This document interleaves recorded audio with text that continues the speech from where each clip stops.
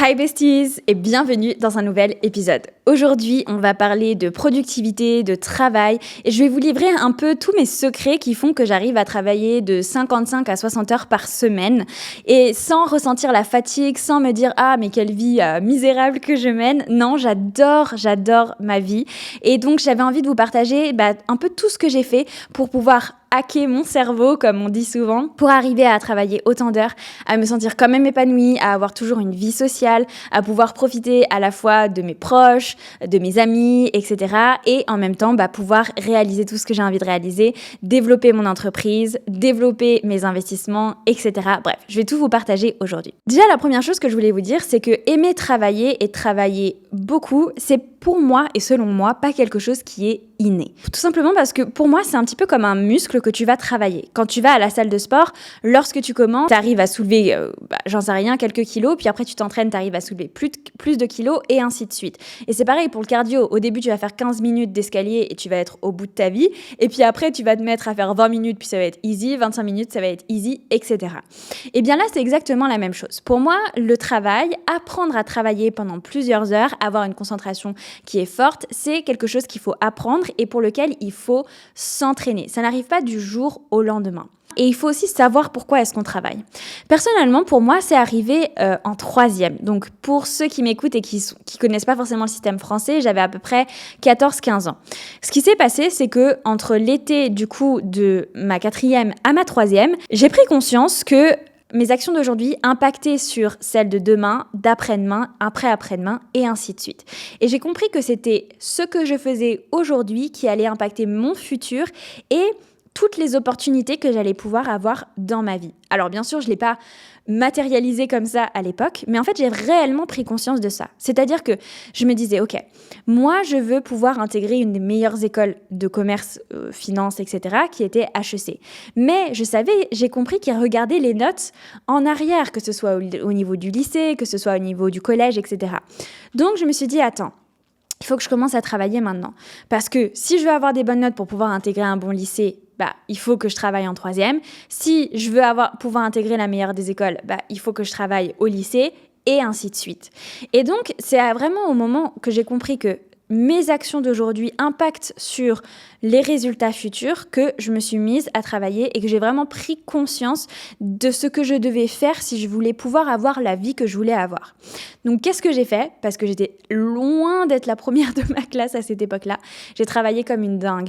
J'ai en fait, pendant toute l'année, fait en sorte de remonter mes notes au fur et à mesure, pour finir à la fin de l'année première de ma classe. Et après, j'ai été première de ma classe pendant tout le lycée. C'est pas pour dire « Ah, j'étais première de ma classe, etc. » C'était pour vous parler vraiment de cette prise de conscience. Quand tu réalises que tes actions d'aujourd'hui impactent tes résultats futurs, eh bien, tout de suite, tu as envie de donner le meilleur de toi-même parce que tu as envie que dans quelques années, tu puisses réaliser tes rêves, tu puisses faire ce que tu as envie de faire, tu puisses vivre ta meilleure vie. Et en fait, ça commence dès maintenant. Donc ça a été ma première prise de conscience au niveau du travail. La deuxième prise de conscience que j'ai pu avoir, et après je vais vous parler bien sûr de tous mes tips, productivité, organisation, etc. Mais j'ai envie vraiment de vous parler de toute cette vision du travail. Souvent, la plupart des gens disent « Ok, je n'aime pas travailler ». Tout simplement parce qu'ils n'aiment pas leur travail. Mais ne pas aimer le travail que tu as maintenant ne veut pas dire que tu n'aimes pas travailler. Tu n'aimes pas juste ce travail. Et généralement, on n'aime pas un travail parce qu'il ne nous offre pas assez de récompenses. C'est-à-dire qu'on ne se sent pas mis en avant, on n'a pas l'impression que notre valeur est reconnue, on n'a pas l'impression que, en fait, on est reconnu pour ce que l'on fait et ce que l'on produit. Je pense par exemple, je travaillais moi aussi au marché le samedi matin et c'est difficile, il fait froid de ouf, tous les clients sont pas hyper sympathiques, etc. C'est très physique, fatigant, fallait se lever tôt et tout, mais quand je faisais ça, j'aimais le faire parce qu'il y avait aussi des super personnes, parce que mon patron était super encourageant, parce qu'il reconnaissait le travail que l'on faisait, il nous félicitait, parce qu'on était plusieurs jeunes filles, il nous félicitait pour notre travail, etc. Et en fait, lorsque tu as une reconnaissance pour ce que tu fais, eh bien tu apprécies le faire, tu apprécies donner. Je suis certaine que tu as plein de situations dans lesquelles tu as peut-être donné à une personne qui avait besoin, donné un coup de main, etc. Et en fait, quand tu sens que la personne est reconnaissante, eh bien, toi, ça te fait te sentir bien.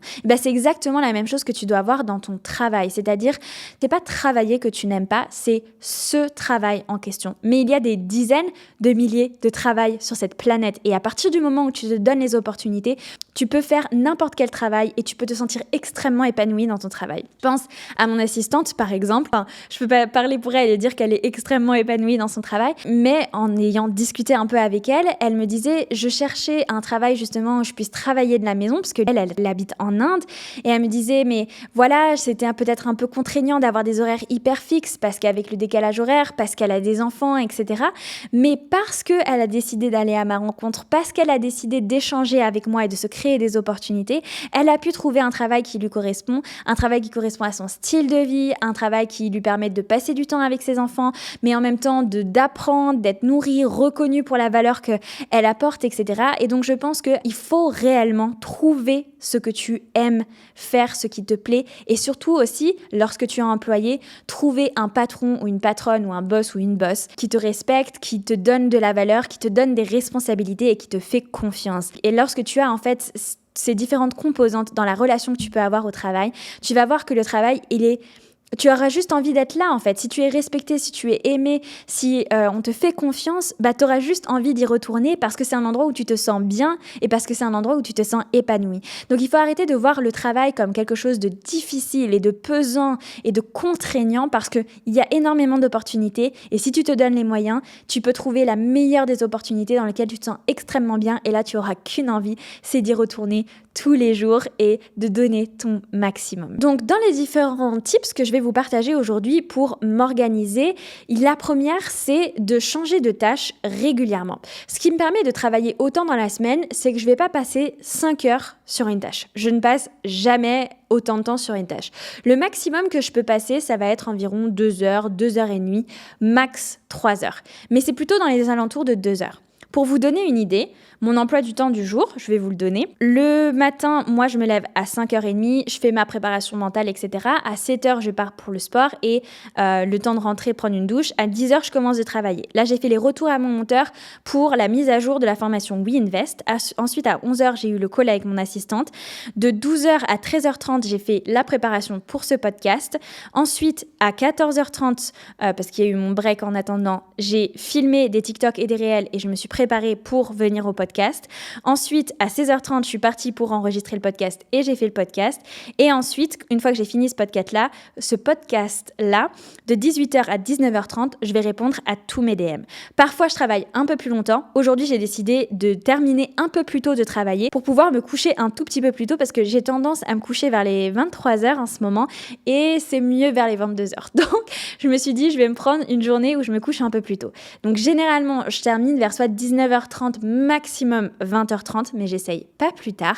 Et en fait, ce que je fais, c'est que vous voyez, je me fais des blocs d'1 heure, 1h30, maximum 2 heures pour pouvoir, en fait, au maximum, être à chaque fois hyper productif. C'est-à-dire que je vais me faire mon bloc de 2 heures, ok, je change de tâche et je me reconcentre sur autre chose. Ça me permet de ne pas me lasser, de ne pas, en fait, me dire, je me déconcentre, etc., j'en ai marre, etc. Souvent, en fait, quand je fais une tâche trop longtemps, au bout d'un moment, je me déconcentre et je trouve que mon travail n'est pas aussi qualitatif. Donc, je préfère découper plusieurs petits morceaux dans la semaine et être super concentrée à chaque fois que de faire un truc et de m'endormir sur ma tâche et en fait de ne pas être hyper productive.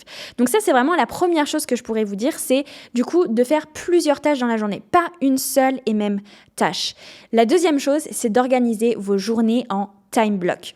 Je sais que pour certaines personnes peuvent se dire oui, mais attends, si je commence à me dire j'en sais rien, je fais ça de 10h à midi, mais qu'en fait je prends plus de temps, c'est pas grave si tu prends plus de temps. Ce qu'il faut savoir, c'est que grâce au time block, tu vas pouvoir te donner une limite de temps pour faire certaines choses. Donc au lieu de procrastiner, d'aller un peu regarder tes mails, alors que tu dois par exemple éditer une vidéo, regarder vite fait ton téléphone, etc., tu sais que tu n'as que 2 heures par exemple pour éditer cette vidéo et donc tu vas te mettre à fond, en mode concentration pour réaliser ça. Donc tu vas être déjà beaucoup plus productif Et en plus de ça, ça va te permettre vraiment de faire plusieurs choses dans la journée et de ne pas perdre du temps avec des petites choses, des petits parasites, etc. Et donc vraiment concentrer ta productivité et ton efficacité sur un certain laps de temps plutôt que de te déconcentrer, d'aller faire un peu des choses à droite, à gauche, etc. Et en fait, travailler pendant des heures et à la fin de la journée, tu coupes pas vraiment, tu continues un peu à travailler parce que t'as pas vraiment fini, etc. Que là, si tu sais que t'as genre 2 heures pour le faire, tu vas tout donner, tu vas être hyper concentré, tu vas être hyper efficace et une fois que ces 2 heures sont finies, soit tu passes à autre chose, soit tu arrêtes de travailler, etc. Peu importe ton emploi du temps. Mais tu vas être hyper concentré.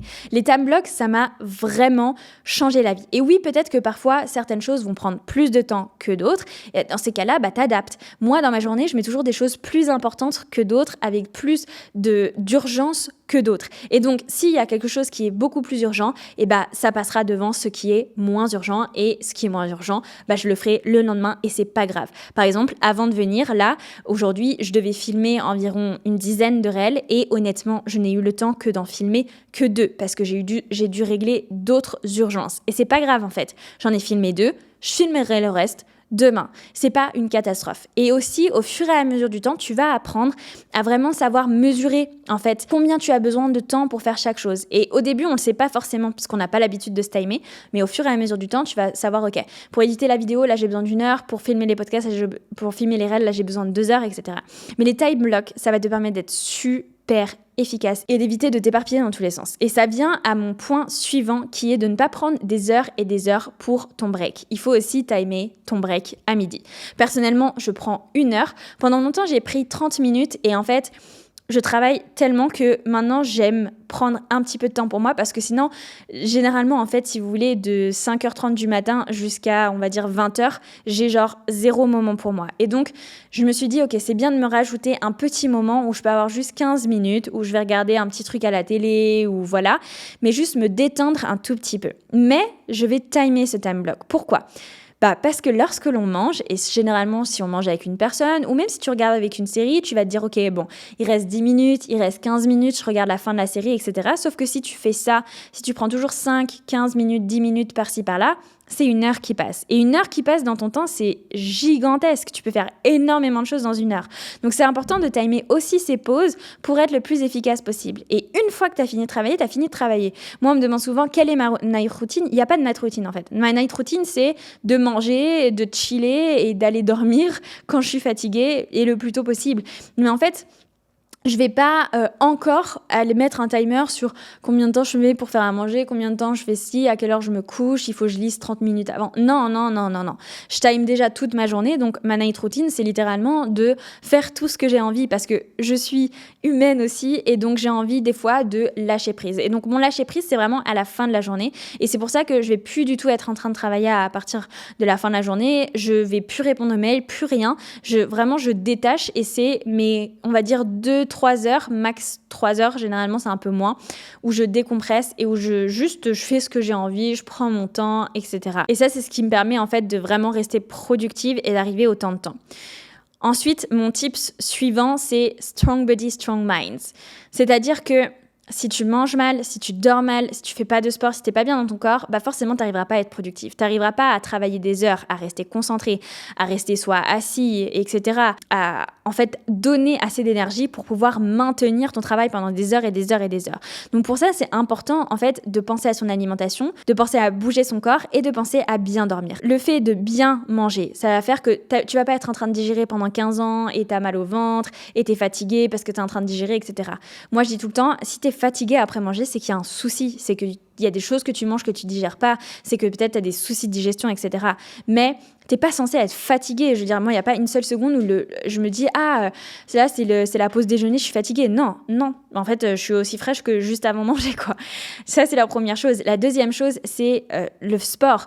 Le sport, ça va t'aider à mieux te réguler, à t'endormir rapidement le soir, mais aussi à donner de l'énergie à ton corps. Moi, des fois, il y a des matins, je vais me réveiller, je suis un peu en mode « Ah, c'est difficile ce matin et tout. » Mais je vais aller au sport et une fois que j'ai fini ma séance, je suis au top parce que j'ai bougé mon corps, parce que je l'ai fait transpirer, je l'ai fait éliminer, parce que je lui ai donné de l'énergie, je l'ai fait s'activer. Donc vraiment, le sport super important et le sommeil, bien sûr, faut récupérer. Et si tu dors 4 heures par nuit ou si tu te couches à 1 heure du matin, il y a un truc qui va pas. On dit toujours, et il y a des études qui ont montré ça, que lorsque tu te couches après minuit, ta récupération, elle n'est pas aussi bonne. Donc, il faut se coucher bien avant ça. Donc, si tu veux réellement être productive et pouvoir travailler beaucoup et pouvoir aussi avoir une vie sociale et sortir parfois le soir, etc., il faut aussi penser à tous ces aspects-là qui sont prendre soin tout simplement de ton corps. Ensuite, mon autre secret pour arriver à travailler autant d'heures dans la semaine, et ça, je sais qu'il va pas plaire à beaucoup de monde, mais c'est de se réveiller tôt.